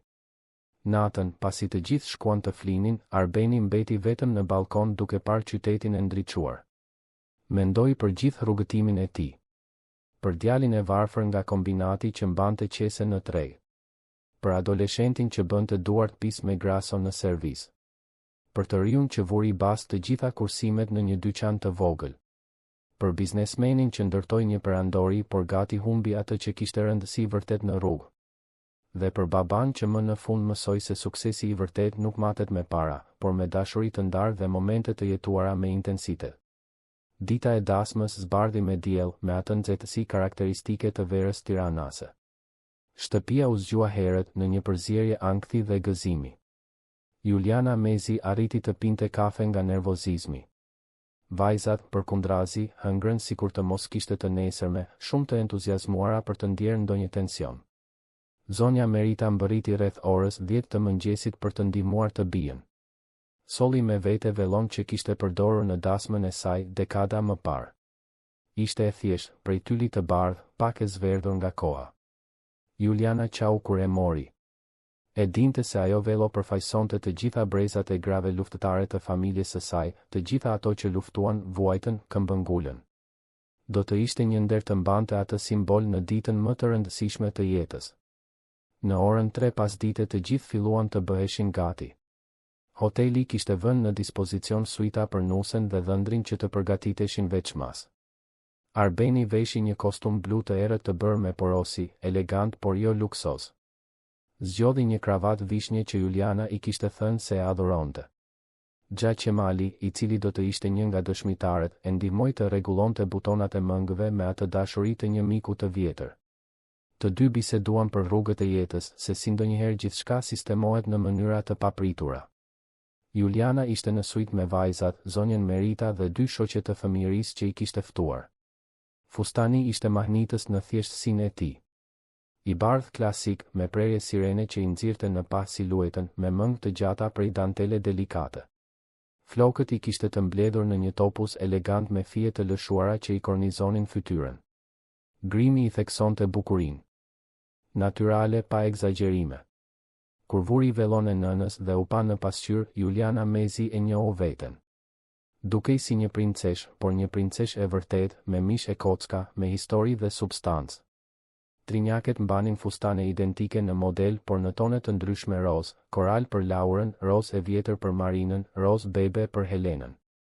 Kishin kurora lulesh natyrale në flok dhe balerina argjendi në këmbë. Ishin absolutisht të bukura dhe të emocionuara. Laura mbante buqetën e nusës me kujdesin e dikujt që mban një thesar. Marina provonte hapin që do të bënte në korridor. Helena thjesht buzëqeshte, duke përthithur çdo moment me atë qetësi vëzhguese që gjithmonë kishte. Në orën 5 fiks, të ftuarit ishin tashmë të gjithë ulur në kopsht. Skenari ishte marramendës. Një pasarel me petale të bardha të çonte te një gazebo e dekoruar me aranxhime trëndafilash të bardhë dhe hortensish blu. Karrige të bardha ishin vendosur në gjysmë rreth, duke krijuar një ambient intim dhe mikpritës. Dielli i pasdites krijonte një dritë të artë perfekte, sikur vetë universi të festonte atë moment. Arbeni ishte pranë celebrantit, dukshëm i emocionuar. Shihte mes të ftuarve fytyra të dashura, punonjës të vjetër, miq të vërtet, partner biznesi që ishin bërë familje. Dhe shihte gjithashtu, ulur në rreshtat e parë, fëmijët e jetimores. Ishin të gjithë të rregulluar, me rroba të reja që ajo kishte siguruar, duke parë gjithçka me atë përzierje admirimi dhe ndrojtjeje. Zonja Mimoza ishte pranë tyre, duke qarë në heshtje, e prekur nga bujaria e atij gjesti. Muzika filloi. Ishte një version instrumental i një këngë që fliste për dashurinë e vërtet, për gjetjen e personit të duhur në momentin e duhur. Trinjaket hynë të parat, duke hedhur petale në rrugë. Laura ekste e përqendruar, Marina u buzëqeshte të gjithëve, Helena ndiqte motrat me hapa delikat. Kur arritën në fund të pasarelës, qëndruan në këmbë pranë babait, si shoqërueset e vogla që ishin. Atëherë u shfaq Juliana. Hynte e shoqëruar nga nëna e saj, pasi nuk kishte baba për t'i bërë atë nder. Por nuk kishte rëndësi. Zonja Merita ecte drejt, krenare, duke ja dorëzuar të bien burrit që kishte provuar se ishte i denjë për të. Juliana ishte rrezatuese. Jo sepse fustani ishte i bukur apo sepse grimi ishte perfekt, por sepse sytë e saj shkëlqenin nga lumturia e sinqertë, sepse buzëqeshja e saj ishte e gjerë dhe e vërtetë. Sepse çdo hap që bënte drejt altarit ishte një hap drejt së ardhmes që gjithmonë e kishte ëndërruar, por kur nuk kishte guxuar të besonte se mund ta kishte. Arbeni e pa duke u afruar dhe lotët që po i mbante më në fund i rodhën. Nuk kishte turp të qante. Ishte para gruas më të jashtëzakonshme që kishte njohur ndonjëherë, gati për të bashkuar jetët e tyre zyrtarisht, i rrethuar nga vajzat që i donte më shumë se gjithçka. Ishte shumë intensive për të përmbajtur emocionin. Kur Juliana arriti pranë tij, Arbeni i mbajti duart dhe i pëshpëriti aq ulët sa vetëm ajo e dëgjoi, "Je perfekte." Juliana buzëqeshi dhe u përgjigj në të njëjtin ton, "Jemi perfekt." Dhe ishin vërtet. Të pestë aty së bashku, duke formuar një familje që ishte ndërtuar në mënyrë jo konvencionale, por absolutisht të vërtetë. Ceremonia ishte emocionuese. Celebranti foli për rrugëtimin e të dyve, se si dashuria e vërtet shpesh lind në vendet më të papritura, se si familja ndërtohet me zgjedhje dhe përkushtim. Përmendi historinë e trinjakëve, se si Arbeni i gjeti dhe se si Juliana i pranoi në zemër. Foli për shanset e dyta, për faljen, për rinisjet. Erdhi momenti i betimeve. Arbeni ishte i pari. Tha se kur vendosi të birësonte vajzat, mendoi se ishte i plotësuar. Por zbuloi se i mungonte diçka themelore. I mungonte dikush për të ndarë gëzimet, sfidat, arritjet. Dikush që t'i shikonte vajzat e tij me të njëjtën dashuri si ai. Tha se Juliana ishte ai person, se ajo kishte qenë aty gjatë gjithë kohës, duke mbrojtur, duke u kujdesur, duke dashur. Tha se premtonte ta nderonte çdo ditë, ta bënte atë dhe vajzat prioritet absolut, të ndërtonte një jetë të bazuar në të vërtetën dhe shoqërinë. Juliana, e emocionuar, tha betimet e saj me zë të dridhur. Tha se kur nuk e kishte imagjinuar se do të hynte në atë shtëpi si kujdestare dhe do të dilte si grua dhe nën. Tha se Arbeni I kishte dhënë jo vetëm dashuri, por edhe familjen që gjithmonë e kishte dashur. Tha se trinjaket ishin dhurata më e çmuar e jetës së saj dhe se premtonte t'i donte, t'i mbronte dhe t'i udhëhiqte gjithmonë. Tha se shihte te Arbeni jo vetëm burrin e suksesshëm që të gjithë shihnin, por kryesisht baban e përkushtuar, qenien njerëzore bujare, shokun besnik. Shkëmbyen unazat me duar të dridhura. Ishin unaza prej ari të bardhë, të thjeshta nga jashtë, por të gdhendura nga brenda me datën dhe inicialet e të pestëve: Arben, Juliana, Laura, Marina, Helena. Ishte më shumë se një bashkim çifti. Ishte zyrtarizimi I një familjeje. Celebranti I shpalli burr e grua dhe autorizoi puthjen. Ishte një puthje e gjatë, plot premtim, e ndjekur nga të gjithë me duartrokitje dhe lodh. Vajzat vrapuan t'i përqafonin të dy, duke krijuar atë imazh perfekt të familjes së bashkuar. Fotografët e kapën momentin nga të gjitha këndet e mundshme, por as nuk ishte e nevojshme. Ajo sken ishte tashmë e gdhendur përgjithmonë në zemrën e secilit prej tyre. Festa që pasoi ishte e gëzueshme dhe e çlirë. Ushqimi ishte I shijshëm, muzika ritmike, njerëzit të lumtur. Fëmijët e jetimores u integruan në mënyrë perfekte, luajtën me trinjaket, hëngrën derisa nuk mbanin dot më, bën foto me nusen dhe dhëndrin. Arbeni bëri çmos të ulej pak me çdo grup fëmijësh, të bisedonte, t'i pyeste për ëndrat e tyre. Ishte mënyra e tij për të kthyer diçka mbrapsht, për të treguar se nuk kishte harruar se nga vinte. Gjatë festës, zonja Mimoza kërkoi fjalën. Me zë të emocionuar, u tregoi të gjithëve se si Arbeni ishte shfaqur në atë jetimore vite më parë, I lagur nga shiu, pa e ditur saktësisht pse ishte aty. Se si kishte parë 3 foshnja identike dhe kishte vendosur, pa hezitim, se ato do të ishin bijat e tij. Se si kishte transformuar 3 jetë që filluan me humbje në histori dashurie dhe shprese. Tha se ky ishte kuptimi I vërtet I familjes, se Arbeni dhe Juliana ishin shembuj se si dashuria ndërton ura aty ku paragjykimi ngre mure. Arbeni ju përgjigj fjalimit duke falënderuar. Falënderoj zonjën Mimoza që ishte kujdesur për vajzat derisa ai erdhi. Falënderoj të gjithë të pranishmit që ndan atë moment. Falënderoj Julianën që ishte mbrojtja që vajzat kishin nevojë. Kur ai dështoi të shihte të vërtetën. Dhe falënderoj trinjaket që I kishin dhënë kuptim jetës së tij, që ishin arsyeja e gjithçkaje, motivi I çdo përpjekjeje. Por surpriza finale ende nuk kishte ardhur. Arbeni kërkoi të sillnin 3 kuti të mbështjella me letër të ardhë. Thiri vajzat pranë tij dhe Julianës. Tha se tani ato nuk ishin më vetëm vajzat e tij. Ishin gjithashtu vajzat e Julianës. Dhe për ta zyrtarizuar këtë, kishin dhurata të veçanta. Çdo kuti përmbante një gjerdan delikat prej ari me një varse. Laura mori një zemër që përfaqësonte natyrën e saj mbrojtëse dhe të dashur. Marina mori një yll që simbolizonte ëndrat dhe imagjinatën e saj. Helena mori një spirancë që përfaqësonte stabilitetin dhe mençurinë e saj. Por më e veçanta ishte e gdhendur në anën e pasme të çdo varseje. Inicialet A, J dhe emri I secilës vajzë. Ishte familja e plot, e lidhur në metal të çmuar, një simbol fizik I bashkimit që tashmë ekzistonte në zemrën e të gjithëve. Vajzat qanë. Juliana qau. Zonja Merita qau. Gjysma e të ftuarve qau. Ishte e pamundur të mos emocionoheshe me bukurinë simbolike të atij gjesti. Festa vazhdoi deri vonë. Kishte kërcim, kishte të qeshura, kishte përqafime të ngushta dhe premtime miqësie të përjetshme.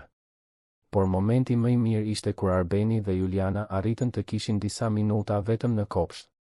Qëndruan aty të përqafuar duke parë sallën ku vajzat luanin me fëmijët e tjerë. Arbeni tha se një vit më parë, në të njëjtën ditë, kishte zbuluar se kush ishte Valbona në të vërtetë. Kishte parë botën e tij të shembej dhe të rindërtohej brenda pak orësh. Tha se ajo ditë, që mund të kishte qenë thjesht tragjike, kishte qenë në të vërtetë momenti I kthesës. Momenti kur gjithçka u rreshtua në mënyrën e duhur. Juliana u pajtua. Tha se ndonjëherë jeta duhet të na tregojë se çfarë nuk është për të na çuar te ajo që është. Ata u kthyen në festë të kapur për dore. Trinjaket vrapuan drejt tyre duke kërkuar të kërcenin. Arbeni mori Laurën dhe Helenën, Juliana mori Marinën dhe të pestë kërcyen së bashku në qendër të sallës. Nuk ishte një kërcim i koordinuar apo elegant. Ishte i rrëmujshëm, plot shkelma në këmbë, i mbushur me të qeshura. Por ishte perfekt. Ishte kërcimi i familjes së tyre, autentik dhe plot dashuri. Kur festa mbaroi dhe të gjithë u larguan, Arbeni, Juliana dhe vajzat u kthyen në apartament. Trinjaket ishin shumë të lodhura dhe fjetën në makinë. Arbeni mbajti Helenën, Juliana mbajti Marinën dhe Laura, edhe pse për gjumësh, bëri që mos të ngjitej në këmbë sepse ishte më e madhja dhe duhej të jepte shembull. I vendosën të treja në krevate, u ahoqën fustanet, u veshën pijame komode. I puthën secilën në ballë, u përshpëritën fjalë dashurie, fikën drita. Arbeni dhe Juliana shkuan në dhomën e tyre. Tani ishte zyrtarisht dhoma e tyre, jo më dhoma e tij me Julianën në dhomën e shërbimit. Ajo ishte transferuar javën e kaluar dhe ende po mësoi me idenë se ajo hapësirë ishte edhe e saj. U ulën në krevat, ende të veshur me rrobat e festës, të lodhur por shumë të lumtur për të fjetur menjëherë. Biseduan për ditën, për çdo detaj që kishte shkuar mirë, për fjalimet emocionuese, se sa të bukura ishin vajzat. Arbeni mori dorën e Julianës dhe shikoi unazën që tani i zbukuronte gishtin. Tha se ajo unazë përfaqësonte shumë më tepër se një martesë. Përfaqësonte një rrugëtim rritjeje, mësimi, tejkalimi të paragjykimeve të veta dhe të tjerëve. Juliana mbështeti kokën në supin e tij dhe tha se ishte mirënjohëse. Mirënjohëse që kishte qenë mjaftueshëm guximtare për të pranuar atë punë vite më parë. Mirënjohëse që kishte qëndruar e palëkundur kur Valbona u përpoq ta largonte. Mirënjohëse që i kishte dhënë një shans asaj dashurie kur ajo lindi, edhe me të gjitha frikërat. Dhe kryesisht mirënjohëse për të treja vajzat që kishte fituar si bija. Qëndruan aty në heshtje komode, thjesht duke shijuar praninë e njëri tjetrit. Jashtë, Tirana vazhdonte ritmin e saj të furishëm. Makinat i binin borive, njerëzit ecnin me nxitim, qyteti nuk flinte kurrë. Por brenda atij apartamenti kishte paqe. Kishte dashuri. Kishte familje. Arbeni mendoi për të gjitha rrugët që kishte përshkuar deri aty. Të gjitha zgjedhjet, të gjitha gabimet, të gjitha të saktat. Dhe kuptoi se çdo hap, edhe ato të gabuarat, kishte qenë i nevojshëm për të arritur pikërisht në atë pikë. Po të mos kishte qenë i verbër me Valbonën, ndoshta kur nuk do ta kishte vlerësuar Julianën ashtu siç e vlerësonte tani. Po të mos i kishte humbur pothuajse vajzat emocionalisht, ndoshta kur nuk do ta kishte kuptuar se sa shumë ishin arsyeja e tij për të jetuar. Jeta kishte një mënyrë kurioze për të mësuar. Ndonjëherë përmes dhimbjes, ndonjëherë përmes surprizës, ndonjëherë përmes takimeve të pamundura në një ditë me shi përballë një jetimoreje. Por gjithmonë me një qëllim. Gjithmonë duke të drejtuar aty ku duhet të jesh. Dhe Arbeni ishte pikërisht aty ku duhej të ishte. Pranë gruas që donte, me tre vajza që flinin në dhomën ngjitur, në një shtëpi plot histori dhe premtime për të ardhmen. Kishte ndërtuar një perandori biznesi, po.